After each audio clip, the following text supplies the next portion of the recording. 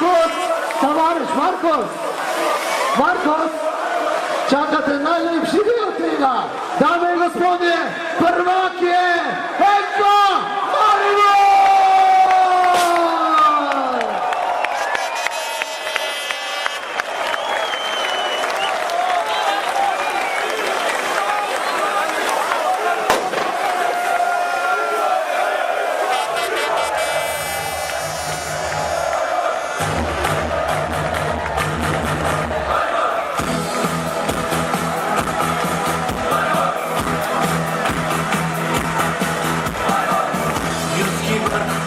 Straight through me.